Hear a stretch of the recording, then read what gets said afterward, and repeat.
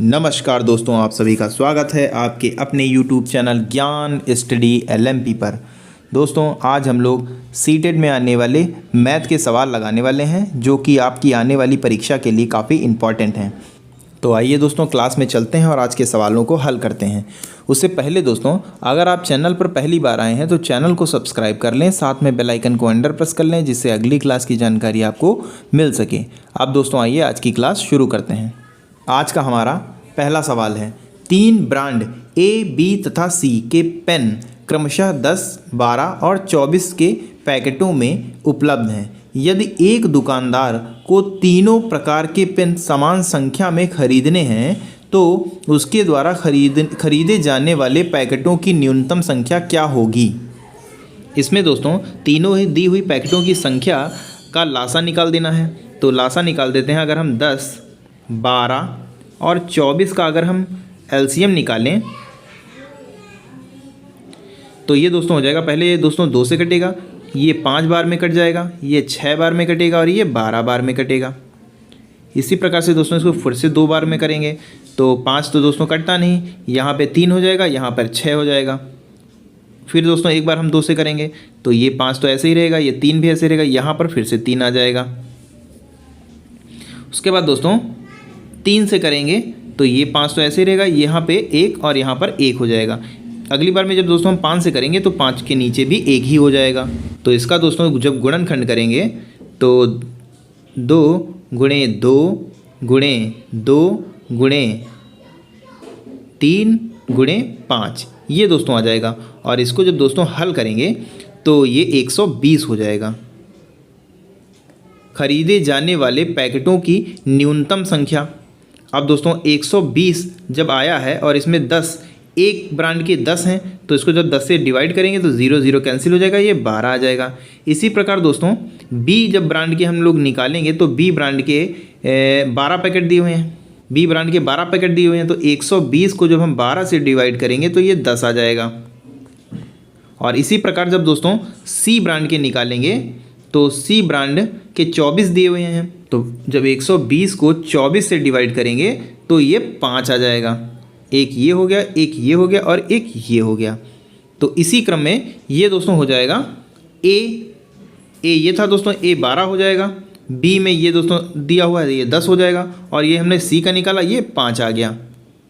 तो ये दोस्तों डी ऑप्शन में इसी तरह से दिया हुआ है, ए में 12, बी में 10 और सी में 5। तो डी ऑप्शन दोस्तों हमारा सही हो जाएगा। आइए दोस्तों अगले प्रश्न पर चलते हैं। अगला दोस्तों सवाल है, एक वर्ग की भुजा 4 सेंटीमीटर है, इसे काटकर 4 बराबर वर्गों में विभाजित किया गया है। प्रत्येक छोटे वर्ग का क्षेत्रफल आपको दोस्तों इसमें बताना है। एक दोस्तों ये कुछ इस प्रकार से एक वर्ग दिया हुआ है और इसको 4 छोटे, इसको काटकर 4 बराबर वर्गों में विभाजित किया गया, यानी इसको यहाँ से 20 से काट दिया गया और एक यहाँ से काट दिया गया। अब ये दोस्तों जो छोटे छोटे ये हैं इनका क्षेत्रफल बताना है। दिए गए वर्ग जो दोस्तों ये जो बड़ा वाला दिया हुआ है इसकी भुजा दोस्तों ये 4 सेंटीमीटर दी हुई है और वर्ग की भुजा दी हुई है। और अगर इसका क्षेत्रफल निकाला जाए तो क्षेत्रफल होता है भुजा स्क्वायर, यानी ए का इसका जो है स्क्वायर कर देंगे तो ये 16 आ जाएगा। और प्रत्येक छोटे वर्ग का क्षेत्रफल निकालना है तो छोटे वर्ग का 4 भागों में बांटा गया तो ये हो जाता है भुजा स्क्वायर अपॉन 4। ए स्क्वायर दोस्तों अभी हमने निकाला 16 और 4 बटे में है, इसको जब दोस्तों कटेंगे तो ये 4 आ जाएगा। और ये 4 हमारे ए ऑप्शन में दिया हुआ है, ए ऑप्शन दोस्तों हमारा सही हो जाएगा। आइए दोस्तों अगला सवाल लगाते हैं। अगला दोस्तों हमारा प्रश्न है, निम्नलिखित में से कौन सा कथन सही नहीं है। ए में है सभी अभाज्य संख्याएं विषम संख्याएं होती हैं, बी ऑप्शन में है अभाज्य संख्याएं अपरिमित रूप से अनेक हैं, सी ऑप्शन में है अभाज्य संख्याओं के केवल 2 गुणनखंड होते हैं और डी ऑप्शन में है एक अंक वाली केवल 4 अभाज्य संख्याएं होती हैं। तो इस प्रश्न का दोस्तों सही उत्तर हो जाएगा, इसमें दोस्तों सही उत्तर हो जाएगा ए ऑप्शन दोस्तों इसमें सही हो जाएगा। ए ऑप्शन में है सभी अभाज्य संख्याएं विषम संख्याएं होती हैं। दोस्तों सभी अभाज्य संख्याएं विषम संख्याएं होती हैं, लेकिन 2 एक ऐसी संख्या है जो अभाज्य है लेकिन विषम नहीं, ये सम संख्या है, इसलिए ये कथन हमारा गलत हो जाएगा। तो ए ऑप्शन दोस्तों इसमें सही हो जाएगा। आइए दोस्तों अगले प्रश्न पर चलते हैं। अगला दोस्तों हमारा प्रश्न है, वह संख्याएं जो 1 से 10 तक सभी संख्याओं से विभाज्य होंगी वे हैं। तो ऐसी संख्या दोस्तों निकालते हैं हम। यहाँ से दोस्तों लिखेंगे 1 2 3 4 5 6 7 8 9 10। इनमें दोस्तों कॉमा बीच में लगा लेते हैं। तो इसमें दोस्तों क्या करेंगे, इसका एलसीएम निकाल देंगे। इसका एलसीएम दोस्तों हम निकाल देते हैं। तो सबसे पहले दोस्तों हम सबसे छोटी संख्या 1 से कटता नहीं, 2 से सबसे पहले हम काटते हैं। तो 1 तो ऐसे ही रहेगा, 2 एकम 2 हो जाएगा, और 3 कटता नहीं, 2 दूनी 4 ये हो जाएगा। 5 कटता नहीं, 6 में 3 बार में कट जाएगा। 7 नहीं कटता है, 8 जो को जब काटेंगे तो यहाँ पे 4 आ जाएगा। 9 कटता नहीं है, और 10 को काटेंगे तो यहाँ 5 आ जाएगा। इसको दोस्तों एक बार फिर से हम 2 से काटेंगे। जब 2 से यहाँ पे काटेंगे तो यहाँ 1 हो जाएगा, यहाँ 1 हो जाएगा। 3 कटता नहीं है, 2 इकन्ने 2 हो जाएगा। 5 कटता नहीं है, 3 कटता नहीं है, 7 कटता नहीं है। 4 को 2 से काटेंगे, 9 और 5 अंत में हो जाएगा। सब में दोस्तों कॉमा लगा लेते हैं। एक बार दोस्तों यहाँ पर 2 रह गया है, तो इसको भी एक बार 2 से काट लेते हैं। तो 1 और यहाँ पर 3 हो जाएगा, यहाँ 1 हो जाएगा, ये 5 हो जाएगा, ये 3 हो जाएगा, ये 7 हो जाएगा। 2 एक बार में कट जाएगा, ये 9 हो जाएगा, ये 5 हो जाएगा। अब दोस्तों इसको 2 से नहीं कटेगा, अब ये दोस्तों इसको 3 से काटेंगे। तो जब दोस्तों इसमें 3 से हम काटेंगे, 3 हो जाएगा, और 1 तो है ही है, फिर 5 प्रकार दोस्तों हमारा जो गुणनखंड बन के आएगा वो 2 गुणे 2 गुणे 2, 3 बार 2 आया था, उसके बाद 3 आया था, उसके बाद 5 आया था, उसके बाद फिर 3 आया था, फिर उसके बाद 7 आया था। तो इनकी जब गुणा करेंगे तो ये 2520 आ जाएगा, और यही दोस्तों हमारा आंसर होगा। तो इस प्रकार दोस्तों 2520 एक ऐसी संख्या है जो 1 से 10 तक सभी संख्याओं से विभाजित होगा। तो इस प्रकार दोस्तों डी ऑप्शन हमारा सही हो जाएगा। आइए दोस्तों अगला सवाल देखते हैं। दोस्तों गुणनखंड से सवाल है, इसको बॉडमास के नियम से आप लगा लीजिएगा। इसका आंसर दोस्तों हम आपको बता देते हैं, इसमें आंसर 12 आएगा। तो बी ऑप्शन दोस्तों इसमें सही हो जाएगा। आइए दोस्तों अगला सवाल लगाते हैं। अगला दोस्तों सवाल है, एक रेलगाड़ी दिल्ली से 29 अगस्त 2019 को 16:30 बजे प्रस्थान करती है और अपने गंतव्य पर 31 अगस्त को 8:45 पहुंचती है। इस यात्रा का कुल समय है। तो इस प्रश्न का आइए दोस्तों इसको हल करते हैं। रेलगाड़ी के चलने का समय दोस्तों दिया हुआ है 29 अगस्त 16:30। रेलगाड़ी अपने गंतव्य पर पहुंचने का समय दोस्तों दिया हुआ है 31 अगस्त 8:45।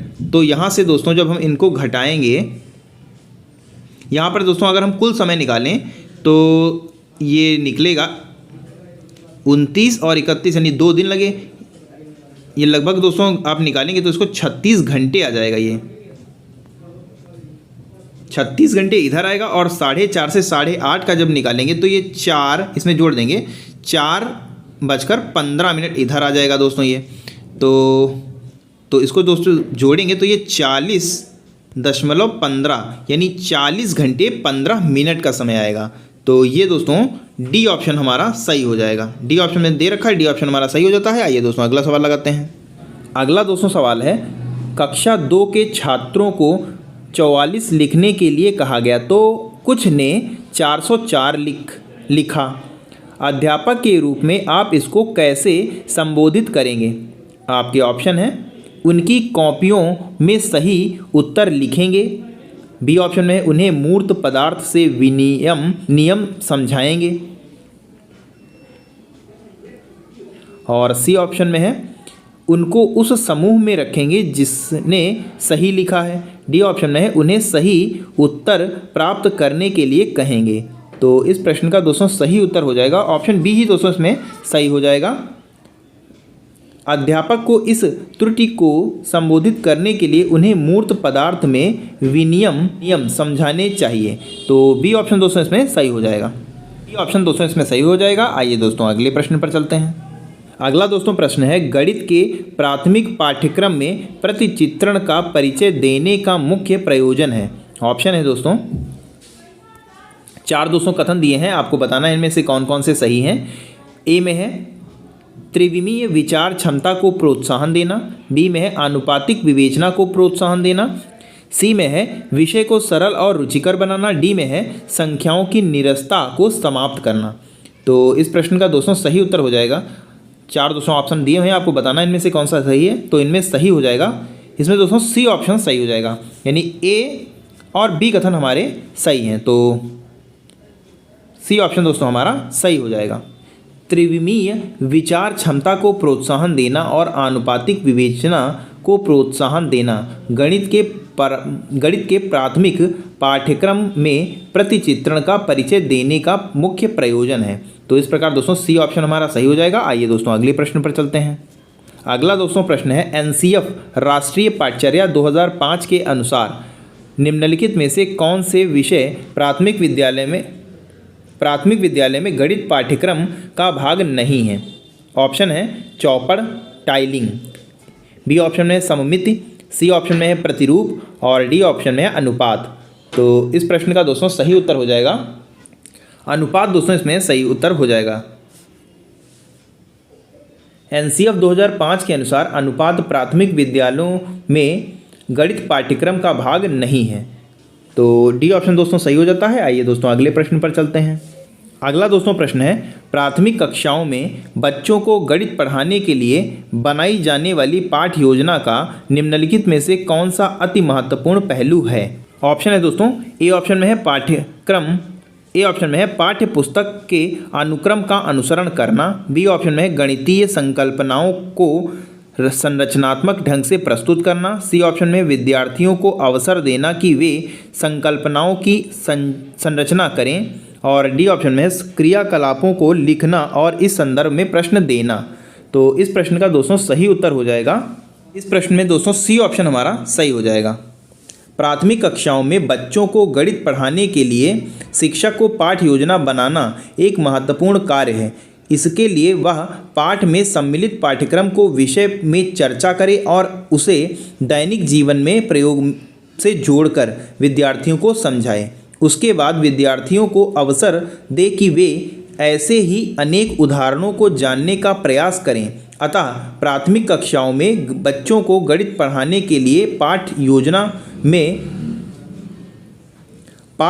में विद्यार्थियों को अवसर देने कि वे संकल्पनाओं की संरचना करें अति महत्वपूर्ण पहलू है। तो इस प्रकार दोस्तों सी ऑप्शन हमारा सही हो जाता है। आज के लिए बस इतना ही। कैसी लगी दोस्तों आज की क्लास कमेंट करके ज़रूर बताएं। और दोस्तों अगर आज की क्लास आपको अच्छी लगी हो तो लाइक करें। और अगर दोस्तों अभी तक आपने चैनल को सब्सक्राइब नहीं किया है तो चैनल को सब्सक्राइब कर लें, साथ में बेल आइकन को अंडर प्रेस कर लें जिससे अगली क्लास की जानकारी आपको मिल सके। मिलते हैं अगली क्लास में, तब तक के लिए नमस्कार, जय हिंद, जय भारत।